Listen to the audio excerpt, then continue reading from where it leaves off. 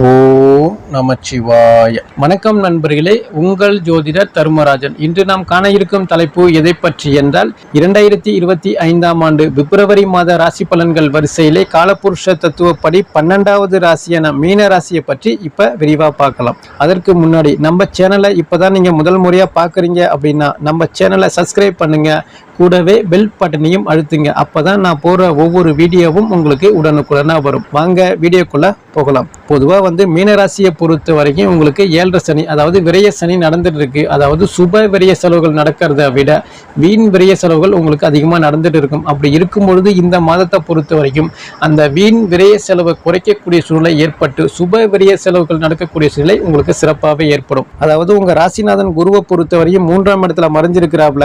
3ஆம் அதிபதி சுக்கிரனை பொறுத்த வரைக்கும் ராசியில ராகு கூட சேர்ந்திருக்கிறது அப்படிங்கிறது பாத்தீங்கன்னா இது ஒரு பரிவர்த்தனை யோகம் அப்படின்னு பொதுவாக சொல்றது. இந்த பரிவர்த்தனை யோகத்தை பொறுத்த வரைக்கும் ராசிநாதன் ஆட்சி வீட்டில் வலுவா இருக்கிறதுக்குள்ள அமைப்பை ஏற்படுத்தும். அதாவது பேரு, புகழ், மதிப்பு, மரியாதை, ஒரு அந்தஸ்து உயரக்கூடிய சூழ்நிலை உங்களுக்கு சிறப்பாகவே ஏற்படும். அதாவது இந்த மாதத்துல பாத்தீங்கன்னா ஒரு தெளிவான முடிவு எடுப்பீங்க. ஒரு தெளிவான சிந்தனை மூலமா நல்ல லாபங்கள் பெறக்கூடிய சூழ்நிலை உங்களுக்கு ஏற்படும். குடும்பஸ்தானாதிபதி செவ்வாயை பொறுத்த வரைக்கும் 4ஆம் இடத்துல இருக்கிறது அப்படிங்கிறது பாத்தீங்கன்னா குடும்ப வாழ்க்கை அப்படிங்கிறது சிறப்பாக செல்லக்கூடிய சூழ்நிலை ஏற்படும். வீண் விரய செலவுகளை குறைப்பீங்க. சுப செலவுகள் செய்யக்கூடிய சூழ்நிலை ஏற்படும். தனஸ்தானங்கள் உயரக்கூடிய சூழ்நிலை உங்களுக்கு சிறப்பான முறையில் இருக்கு. 3ஆம் அதிபதி சுக்கிரனை பொறுத்த வரைக்கும் ராசியில உச்சமடைகிறதால பரிவர்த்தனை யோகத்துல இருக்கிறதால பாத்தீங்கன்னா முயற்சிகள் அனைத்தும் வெற்றி பெறக்கூடிய சூழ்நிலை உங்களுக்கு சிறப்பாகவே ஏற்படும். சகோதரஸ்தானத்துல பாத்தீங்கன்னா ஒற்றுமையா செயல்படுறது, சிறுதூர பயணங்கள் மூலமான ஆதாயங்கள் ஏற்படக்கூடிய சூழ்நிலையும் ஏற்படும். அதாவது வண்டி வாகனங்கள் அடிக்கடி வாங்கக்கூடிய யோகமோ இல்ல வண்டி வாகனங்களை பொறுத்த வரைக்கும் பழைய வண்டி வாகனங்களை கொடுத்துட்டு புதிய வண்டி வாகனங்கள் வாங்கக்கூடிய நிலையும் உங்களுக்கு ஏற்படும். அதாவது பல நபர்களை பொறுத்த வரைக்கும் நான் வாடகை வீட்டிலே தான் இருக்கிறேன், நான் சொந்த வீடு பக்கம் எப்பதான் போறது அப்படின்னு சொல்றவங்களை பொறுத்த வரைக்கும் அதாவது இந்த மாதத்துல சொந்த வீடு பக்கம் நீங்க போகணும் அப்படின்னு சொல்லிட்டு முயற்சி பண்ணினீங்கன்னா கண்டிப்பான முறையில வண்டி வாகனமாக இருந்தாலும் சரி, இல்ல புதியதாக வீடு கட்டக்கூடிய யோகமாக இருந்தாலும் சரி, இல்ல ஒரு இடங்கள் வாங்கக்கூடிய யோகமும் சிறப்பான முறையில உங்களுக்கு ஏற்படும். 4ஆம் அதிபதி புதனை பொறுத்த வரையும் லாபஸ்தானத்துல இருக்கிறாவில பிறகு பாத்தீங்கன்னா 11ஆம் தேதிக்கு பிறகு 12ஆம் இடத்துக்கு வராவில. அதாவது 4ஆம் இடத்துல செவ்வாய் இருந்தாவே பாத்தீங்கன்னா அசியா சொத்துகள் யோகம் அப்படிங்கிறது இந்த மாதத்துல உங்களுக்கு சிறப்பா இருக்கு. அதே போன்று சுக்கிரனும் உங்க ராசியில பாத்தீங்கன்னா உச்சம் அடைகிறது மேலும் ஒரு சிறப்பான பலன்கள் அப்படின்னு கூட பொதுவாக சொல்லலாம். அதனால இரும்பு சம்பந்தமான மண் சம்பந்தமான விஷயத்துல கொஞ்சம் முயற்சி பண்ணுங்க. சிறப்பான முறையில் வெற்றி வாய்ப்புகள் ஏற்படும். வீண் விரய செலவுகள் குறைக்கப்படும். மருத்துவ விரய செலவுகள் குறைக்கப்படும். தாயாருக்கு உங்களுக்கும் இருந்து வந்த மனஸ்தாபங்கள் குறையக்கூடிய சூழ்நிலையும் ஏற்படும். அதே போல தாய் வர்க்கத்துக்கு நீங்க வீண் செலவுகள் பண்ணிட்டு இருந்தாலும் இந்த மாதத்துல பாத்தீங்கன்னா வீண் விரய செலவுகள் குறைக்கக்கூடிய செலவுகள் ஏற்படும். அதே போல மருத்துவ செலவுகள் குறையக்கூடிய சூழ்நிலையும் ஏற்படும். உங்களுடைய சுகபோக வாழ்க்கையில பாத்தீங்கன்னா மேலும் மகிழ்ச்சியான செய்திகள் வரக்கூடிய சூழ்நிலையும் உங்களுக்கு ஏற்படும். 6ஆம் அதிபதி சூரியனை பொறுத்த வரைக்கும் லாபஸ்தானத்துல இருக்கிறாப்ல 13ஆம் தேதிக்கு பிறகு விரயஸ்தானத்துக்கு வர்றதால பாத்தீங்கன்னா சனி கூட சேர்ந்து அதை 6ஆம் இடத்தை பார்க்கறதால பாத்தீங்கன்னா வீண் வம்பு வழக்கு, பகை, நோய் நொடி, கடன் இது போல விஷயங்கள் வர்றதுக்கு வாய்ப்புகள் இல்லை. அதே போல கடன் பிரச்சனைகள் இருந்தாலும் இந்த மாதத்தை பொறுத்த வரைக்கும் ஓரளவுக்கு அந்த கடனை குறைக்கக்கூடிய சூழ்நிலையை முயற்சி பண்ணுவீங்க. அந்த கடனால பெரிய ஒரு தொல்லை இல்லாத நிலை உங்களுக்கு ஏற்படும். வம்பு வழக்குகள் ஏதாவது இருந்தால் கூட அது உங்களுக்கு சாதகமா முடியக்கூடிய சூழ்நிலையும் ஏற்படும். ஏன்னா சூரியனை பாத்தீங்கன்னா குரு பார்க்கறதால அந்த வம்பு வழக்குகள் கூட உங்களுக்கு சாதகமா முடியக்கூடிய நிலையும் உங்களுக்கு ஏற்படும். 7ஆம் அதிபதி புதனை பொறுத்த வரைக்கும் லாபஸ்தானத்திலையும் விரயஸ்தானத்திலையும் இருக்கிறாப்ல. 7ஆம் இடத்துல கேது இருக்கிறாப்ல. அதே போன்று 7ஆம் இடத்தை பொறுத்த வரைக்கும் சுக்கிரன், குரு, செவ்வாய் இந்த 3 கிரகம் 7ஆம் இடத்தை பார்க்கறதால பாத்தீங்கன்னா கணவன் மனைவிக்குள்ள இருந்து வந்த பிரச்சனைகள் அப்படிங்கிறது குறையக்கூடிய சூழ்நிலை உங்களுக்கு ஏற்படும். பிரிந்த கணவன் மனைவி கூட மீண்டும் ஒன்று சேரக்கூடிய சூழ்நிலையும் ஏற்படும். திருமணமாகாத நபர்களுக்கு இந்த மாதத்துல நல்ல வரன் அமைந்து நல்ல சுமூகமான பேச்சுவார்த்தை உடனுக்குடனா முடியக்கூடிய நிலையும் ஏற்படும். அதே போன்று பாத்தீங்கன்னா நண்பர்கள் மூலமான ஆதாயங்கள் ஏற்படுறது, கூட்டுத்தொழில நல்ல முன்னேற்றங்கள் ஏற்படுறது, நல்ல லாபங்கள் ஏற்படக்கூடிய சூழ்நிலையும் ஏற்படும். அதே போன்று வெளிநாட்டு மூலமான நல்ல நட்புறவு ஏற்படுறது, வெளிநாட்டு மூலமான காசு பணங்கள் கிடைக்கக்கூடிய சூழ்நிலையும் உங்களுக்கு ஏற்படும். 8ஆம் அதிபதி சுக்கிரனை பொறுத்த வரையும் ராசியில் அமர்வது அப்படிங்கிறது பாத்தீங்கன்னா இடமாற்றங்கள் அப்படிங்கிறது அடிக்கடி உங்களுக்கு ஏற்படுறதுக்கு வாய்ப்புகள் உருவாகும். அந்த இடமாற்றத்தை பொறுத்த வரைக்கும் நல்ல இடமாற்றமா ஏற்படக்கூடிய நிலை உங்களுக்கு ஏற்படும். அந்த இடமாற்றங்கள் மூலமான மகிழ்ச்சியான செய்தி உங்களுக்கு தேடி வரும்.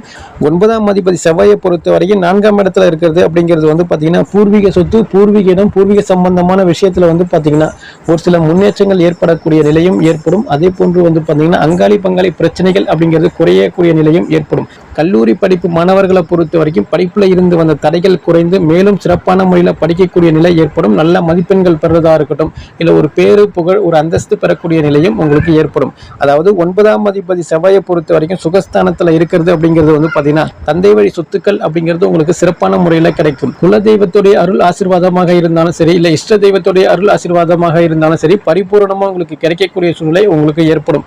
ஆன்மீக சுற்றுலா செல்லக்கூடிய நிலையும் இந்த மாதத்துல உங்களுக்கு அதிகமா ஏற்படுறதுக்கு வாய்ப்புகள் உருவாகும். 10ஆம் அதிபதி குருவை பொறுத்த வரைக்கும் 3ஆம் இடத்துல மறைஞ்சிருக்கிறது அப்படிங்கிறது வந்து பார்த்தீங்கன்னா செவ்வாயோடைய பார்வை வந்து பார்த்தீங்கன்னா அங்கே 10ஆம் இடத்துல படுவதால் வந்து பார்த்தீங்கன்னா வேலையில் பிரச்சனை, வேலை செய்கிற இடத்துல பிரச்சனை, இது போல விஷயங்கள் இந்த மாதத்தில் அதிகமாக வர்றதுக்கு வாய்ப்புகள் இல்லை. அப்படியே ஒரு சில பிரச்சனைகள் வந்தாலும் அது உங்கள் பேச்சு சாமர்த்தியம் மூலமாக, தைரியத்தின் மூலமாக அதை நீங்கள் சரி செய்திருவீங்க அப்படின்னு கூட பொதுவாக சொல்லலாம். அதே போன்று அரசு பணியில் உள்ள நபர்களை பொறுத்த வரைக்கும், யூனிஃபார்ம் சர்வீஸில் உள்ள நபர்களை பொறுத்த வரைக்கும் இந்த மாதத்தில் உங்களுக்கும் மக்களுக்கும் ஒரு சில வாக்குவாதங்கள் வர்றது, ஒரு பகை உணர்வு வர்றது, இது போல சூழ்நிலை ஏற்படுறதால முடிஞ்ச வரைக்கும் பார்த்து கவனமா இருக்கிறது ரொம்ப நல்லது. பேசி பிழைக்கக்கூடிய ஆசிரியர் பணியாக இருந்தாலும் சரி, இல்ல அட்வொகேட் பணியாக இருந்தாலும் சரி, இவங்கெல்லாம் வந்து பாத்தீங்கன்னா பேச்சு மூலமான நல்ல லாபங்கள் பெறக்கூடிய நிலையும் ஏற்படும். அதாவது சம்பள உயர்வோ பதவி உயர்வோ பிடிச்ச இடத்திற்கு இடமாற்றங்கள் ஏற்படக்கூடிய சூழ்நிலையும் உங்களுக்கு ஏற்படும். அதே போன்று தனியார் துறையில் வேலை பார்க்கக்கூடிய நபர்களை பொறுத்த வரைக்கும் வேலை பளு அப்படிங்கிறது குறையக்கூடிய சூழ்நிலை ஏற்படும். அதே போல வேலை செய்கிற இடத்துல வந்து பாத்தீங்கன்னா நட்புறவா செயல்படக்கூடிய நிலை ஏற்படும். மகிழ்ச்சியான ஒரு சூழல் ஏற்படுறதுக்கு நிறைய வாய்ப்புகள் உருவாகும். 11ஆம் அதிபதி சனீஸ்வரரை பொறுத்த வரைக்கும் 12ஆம் இடத்துல இருக்கிறாப்ல. 11ஆம் இடத்துல சூரியன் புதன் குருவுடைய பார்வை செவ்வாயோடைய பார்வை அங்க படும்போது வந்து பாத்தீங்கன்னா இந்த மாதத்துல லாப நோக்கோடு செயல்படக்கூடிய நிலை ஏற்படும். நல்ல லாபங்கள் உயரக்கூடிய நிலையும் உங்களுக்கு ஏற்படும். இதுவரைக்கும் ஒரு சில பிரச்சனைகள் ஏற்பட்டாலும் இந்த மாதத்தை பொறுத்த வரைக்கும் அந்த பிரச்சனைகளை நீங்க தகர்த்தெறிந்து வெற்றியை நோக்கி செல்லக்கூடிய நிலை உங்களுக்கு சிறப்பான முறையில இருக்கு. அதாவது 2வது திருமணத்திற்கு முயற்சி பண்ணக்கூடிய நபர்களை பொறுத்த வரைக்கும் கொஞ்சம் கூடுதலா முயற்சி பண்ணீங்கன்னா 2வது திருமணம் சார்ந்த விஷயங்கள் வெற்றி வாய்ப்புகள் சிறப்பான முறையில உங்களுக்கு ஏற்படும். நல்ல தனஸ்தானங்கள் உயர்ந்து சேமிக்கக்கூடிய பழக்கம் அப்படிங்கிறது இந்த மாதத்துல இருந்து உங்களுக்கு ஏற்படக்கூடிய நிலை ஏற்படும். அதாவது நீங்க ஜென்ம சனியை பார்த்து பயப்பட தேவை இல்லை அப்படின்னு கூட பொதுவாக சொல்லலாம். அதாவது உங்களுக்கு வந்து பாத்தீங்கன்னா அதாவது ஜென்ம சனியால பெரிய பாதிப்பு ஏற்படுறதுக்கு வாய்ப்புகள் இல்லை. பொதுவாக குடும்ப வாழ்க்கையா இருக்கட்டும், இல்ல பொருளாதார வளர்ச்சியாக இருந்தாலும் சரி, அது உங்களுக்கு சாதகமா வர்றதுக்கு நிறைய வாய்ப்புகள் உருவாகும். 12ஆம் இடத்துல வந்து பாத்தீங்கன்னா சனீஸ்வரர் ஆட்சி வீட்டுல வலுவா இருக்கிறதால சூரியன் புதன் சேர்க்கை அப்படி இருக்கும்போது வந்து பாத்தீங்கன்னா வீண் விரைய செலவுகள் ஏற்படுறதுக்கு வாய்ப்புகள் கொஞ்சம் உருவாகும். அதை சுப விரைய செலவா மாத்துறது உங்களுடைய தனிப்பட்ட திறமை அப்படின்னு கூட பொதுவாக சொல்லலாம். தொலைதூர பயணங்கள் ஏற்படுறது, அந்த தொலைதூர பயணங்கள் மூலமான உங்களுடைய உடைமைகள் அத்தியாவசிய பொருட்கள் தொலைந்து போகக்கூடிய சூழ்நிலையும் ஏற்படும். அதை நீங்க சரியான முறையில் பயன்படுத்தி கவனமா நீங்க கொண்டு செல்றது ரொம்ப நல்லது. இந்த பிப்ரவரி மாதத்தை பொறுத்த வரைக்கும் நீங்கள் வழிபட வேண்டிய தெய்வம் எது அப்படின்னு கேட்டீங்கன்னா பிரதோஷம் அன்று சிவாலயத்துக்கு சென்று வழிபாடு பண்றது சிறப்பான பலன்களை அளிக்கும். அதே போன்று தேய்பிறை அஷ்டமி அன்று பைரவருக்கு விளக்கேற்றி வழிபாடு பண்றது மேலும் சிறப்பான பலன்களை அளிக்கும் என்று கூறி மீண்டும் அடுத்த காணொளியில் உங்களை சந்திக்கலாம். நன்றி, வணக்கம்.